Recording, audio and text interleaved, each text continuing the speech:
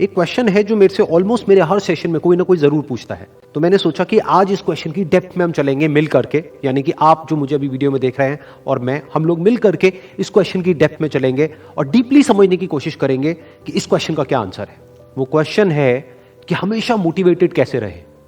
तो इससे पहले कि इस क्वेश्चन की हम डेप्थ में चले, मैं आपको बताना चाहूंगा एक ऐसी स्टडी के बारे में जो बहुत ही इंटरेस्टिंग है। वो हुई थी कोलंबिया यूनिवर्सिटी में 1998 में। एक प्रोफेसर ने स्टडी को किया जिसमें कि बहुत सारे बच्चे थे जो कि सारे 5th स्टैंडर्ड के थे और उनको पजल्स थी बहुत तरह तरह की सॉल्व करने के लिए। उसमें से कुछ पजल्स बहुत ही मुश्किल थी, कुछ बहुत ही आसान थी। उसके बाद में जब उन बच्चों ने उन पजल्स को सॉल्व किया तो उसके बाद में सभी बच्चों को एक ही बात कही गई कि आपने बहुत अच्छा किया। बस यहां पर एक छोटा सा फर्क था। आधे बच्चों को उन्होंने कहा कि आपने इतना एक्स्ट्राऑर्डिनरी इसलिए परफॉर्म किया क्योंकि आप बहुत ही ज्यादा इंटेलिजेंट हो, और बाकी के जो आधे बच्चे थे उनको कहा गया कि आपने जो इतना एक्स्ट्राऑर्डिनरी परफॉर्म किया उसकी वजह थी आपका हार्ड वर्क। फिर उसके बाद में दोबारा से इन सब बच्चों को कुछ पजल्स दी गई सॉल्व करने के लिए, जिसमें से कुछ बहुत ही आसान थी और कुछ बहुत ही मुश्किल थी।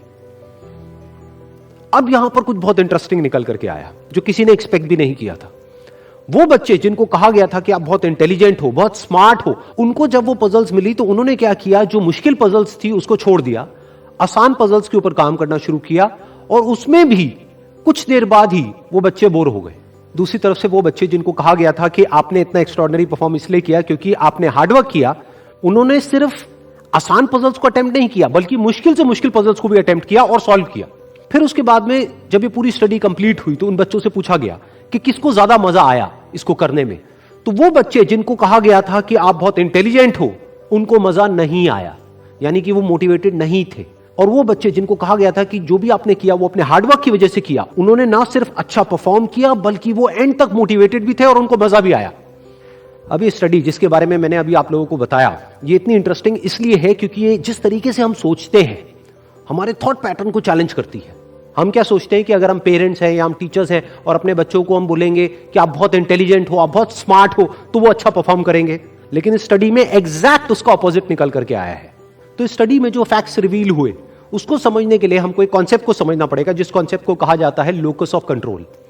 हुआ क्या कि जिन बच्चों को कहा गया कि आप बहुत ही स्मार्ट हो, बहुत ही इंटेलिजेंट हो, उनका जो लोकस ऑफ कंट्रोल था वो उनके अंदर नहीं था, उनके बाहर था। लोकस का मतलब है सेंटर ऑफ कंट्रोल, मतलब कि अगर वो स्मार्ट है, अगर वो इंटेलिजेंट है तो इसमें उनका खुद का कोई रोल नहीं है, वो उनके कंट्रोल से बाहर है।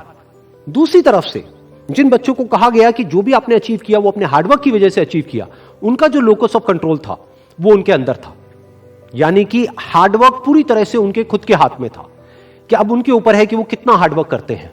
और ये सिर्फ इस स्टडी में निकल करके नहीं आया है, इस तरह की और भी बहुत सारी स्टडीज हुई हैं, बहुत सारी रिसर्चेस हुई हैं जहां पर एग्जैक्ट यही चीज निकल करके आई है कि अगर हम खुद को हमेशा मोटिवेटेड रखना चाहते हैं तो उसका सिर्फ एक तरीका है कि जो कंट्रोल है वो पूरी तरह से हमारे अपने हाथ में होना चाहिए। तो अब समझने की कोशिश करते हैं कि ऐसा क्या होता है कि जो कंट्रोल है वो हमारे हाथ से चला जाता है और ऐसा क्या होता है जब कंट्रोल हमारे हाथ में आ जाता है। जब भी हम एक्सटर्नल फैक्टर्स की बात करते हैं कि मैं ये नहीं कर पा रहा इस वजह से, उस वजह से, उस वजह से, जो कि मेरे कंट्रोल से बाहर है, तो हमारे हाथ से कंट्रोल चला जाता है। लेकिन जब हम बात करते हैं कि हम एग्जैक्टली क्या कर सकते हैं, जब हम अपनी कैपेबिलिटीज के बारे में बात करते हैं, तब कंट्रोल पूरी तरह से हमारे हाथ में आ जाता है। जब हमारा फोकस उन रीजंस पे नहीं होता है जिनकी वजह से हम वो नहीं कर सकते जो हम करना चाहते हैं, बल्कि उस जगह पर होता है कि जिस वजह से हम वो कर सकते हैं जो हम करना चाहते हैं, तब हम अंदर से मोटिवेटेड होते हैं। फॉर एग्जाम्पल, आप जिस भी फील्ड में हो, उस फील्ड में कुछ लोग हैं जो टॉप पे बैठे हैं। आपके पास में दो ऑप्शन है। एक, आप बोल सकते हो कि वो लोग, उनके अंदर कुछ स्पेशल है, उनके अंदर कुछ एक्स्ट्राऑर्डिनरी है, उनके अंदर कोई ऐसा टैलेंट है जो आपके अंदर नहीं है, या फिर उनकी किस्मत है जिसकी वजह से वो वहां पर बैठे हैं, या फिर उनके पास में कुछ था, किसी का सपोर्ट था जिस वजह से वो वहां पर है। अगर इसमें से ऐसा आपने कुछ भी बोला तो आप फंस गए। अब आप मोटिवेटेड नहीं रह सकते उस काम को करने के लिए जो आप काम कर रहे हो, क्योंकि अब कंट्रोल आपके हाथ से बाहर है। क्योंकि अब अगर आपके पास में वो है ही नहीं जो उनके पास में है, तो अब आप वो कैसे बन सकते हो जो कि वो बन चुके हैं। लेकिन अगर आप ये बोलते हो कि जिस भी फील्ड में आप हो, उस फील्ड में जो भी टॉप पे बैठे हैं वो वहां पर है अपने हार्डवर्क की वजह से, अपने स्मार्ट वर्क की वजह से, या जो कुछ भी उन्होंने किया, जो कुछ भी उन्होंने सीखा उसकी वजह से, तो अगर वो कर सकते हैं तो मैं भी कर सकता हूं। उन्होंने भी मेरी ही तरह एक ना एक दिन कहीं ना कहीं से शुरुआत करी थी, जहां से कि आज मैं शुरुआत कर रहा हूं। तो मुझ में और उनमें अगर कोई फर्क है तो वो सिर्फ एक है, वो है टाइम का, कि आने वाले 10 साल बाद या 20 साल बाद मैं भी उन्हीं की जगह पर हो सकता हूं या उनसे भी आगे हो सकता हूं जहां पर आज वो है। तो अब कंट्रोल पूरी तरह से आपके हाथ में है। तो हमारे पास में हमेशा ये दो ऑप्शंस होते हैं। एक कि हम कंट्रोल को अपने हाथ से छोड़ दें और दूसरा कि कंट्रोल हम पूरी तरीके से अपने हाथ में ले लें।